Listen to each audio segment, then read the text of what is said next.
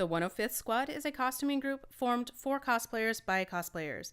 We are a 501c3 educational charity focusing on costuming and prop making. The entire group thrives by working together under our ideals of fun, passion, creativity, and charity. Welcome to Life Casting 101 with the 105th Squad. This is the first in a planned 4-part series on making a head cast with silicone. This video was shot during a 5-hour demonstration class and has been condensed down into a more concise video for YouTube. A complete list of supplies used in this video will be included in the description below, including links where applicable. We use Smooth-On's Body Double silicone for this life cast as we intend to make multiple copies of my head. Body Double is a skin-safe molding silicone. If you want to just make a single copy, you can use alginate, which would be a cheaper cost. We are also using standard plaster bandages to make the mold jacket that you will see in part 3. Body Double is a 1-to-1 mixed ratio silicone with a 5-minute pot life and a cure time of 40 minutes. It is important to remember that silicone will not cure if it is exposed to sulfur or items cured with sulfur such as latex gloves. So work in a sulfur-free area and avoid using modeling or firing clays around it. In addition to silicone and plaster bandages, you will need a release agent that is skin safe, plastic to protect the work area, foam or silicone earplugs, and if you have hair on your head, a silicone-based bald cap.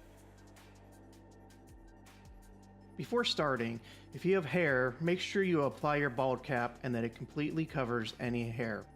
You may also want to trim it around any features that you want in your mold. Ears and horns come to mind of things you may want to trim a bald cap around. Apply release agent over all of the skin you are going to cover in silicone.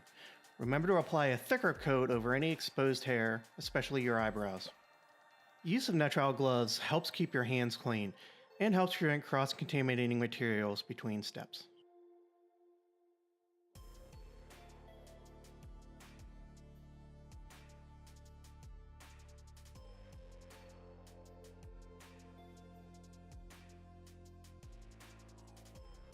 We are using measuring cups with ounce markings on them to mix the two parts of the silicone. You would normally pour each part of the silicone into a cup and then combine one part into the other. However, as we work silicone a lot, we have chosen to use only one cup, but this is definitely a more advanced technique and not recommended for your first time. Remember to only mix the amount of silicone you can work with within the pot life. In this case, we mixed a total of 8 ounces of silicone, 4 ounces of part A and 4 ounces of part B. The pot life starts when the parts touch each other. You may want to have someone with a timer calling out how long it has been. When it gets down to 1 minute, they can tell you that it is getting close. When you get near the pot life, the silicone will stop flowing and start becoming like peanut butter.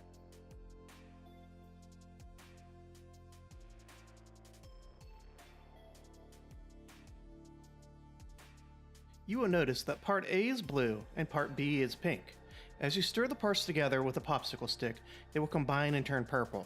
When the color is consistently purple throughout, you know you've mixed it properly and can start applying it. Remember, your pot lifetime starts when you add part A and B together.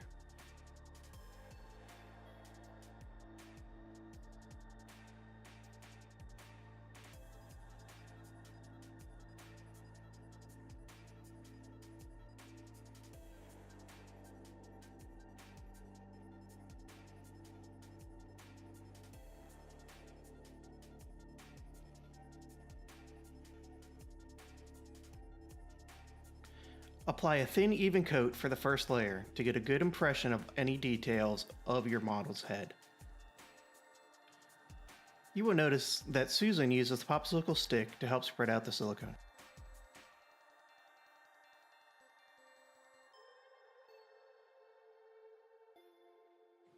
You may want to use a cheap chip brush to spread the silicone around. This will help ensure that you get any crevices covered and help ensure good detail impression. Remember to remove any stray bristles from the brush and to pull any out that may stick to the silicone. Throw the brush away when you are finished as it won't be reusable.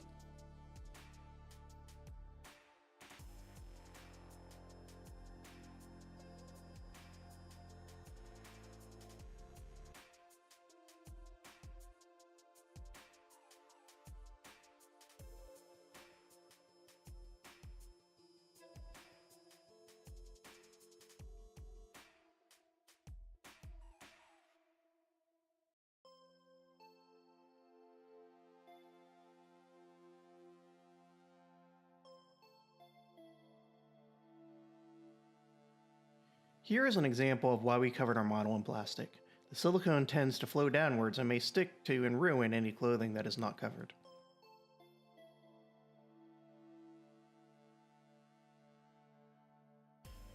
We are nearing the end of the first batch's pot life. Now is a good time to work it into any features of the head before it becomes unworkable. Do not push the pot life though, as it may introduce air bubbles into the silicone that won't have time to work out.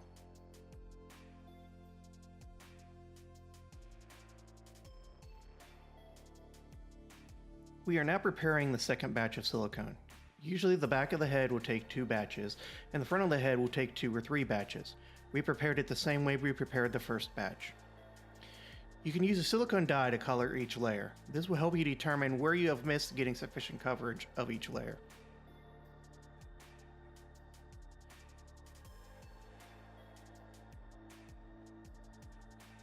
Apply the second coat over top of the first coat, making sure to fill in any areas that may be an undercut with sufficient silicone to remove that undercut.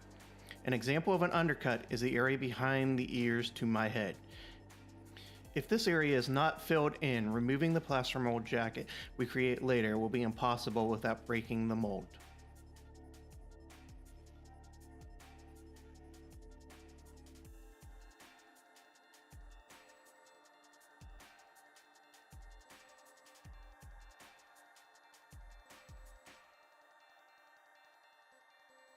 Continue to put the silicone over the first layer, getting a good, thick second layer. You want the silicone to be thick enough that you can use it to make multiple copies of the head, but not so thick that it is not easily pliable and easy to remove.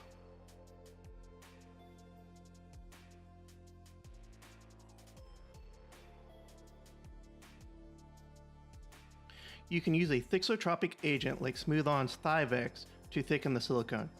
It will allow you to build up areas without the risk of the silicone flowing down. This is useful behind the ears and to make a thick seam down the back of the head that can be used to cut the model out of the silicone mold when demolding. Using Thivex to thicken the silicone does decrease the pot life of the silicone, so you will need to take that into account as you apply it.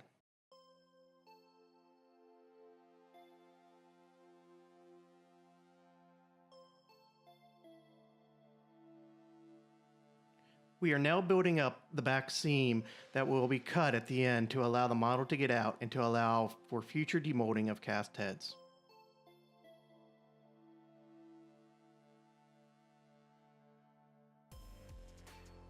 Here we are using the remainder of the thickened silicone to build up a smooth transition behind the ears to the back of the head.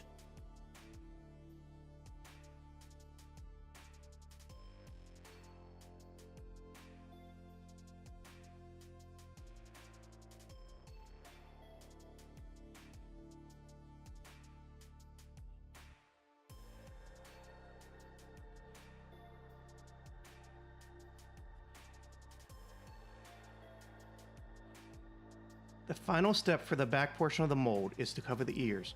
Remember, you need to have disposable earplugs in, as they will remain with the mold when it is removed.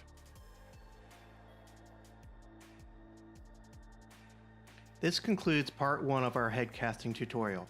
Watch part 2 in this series as we continue on with the life casting process.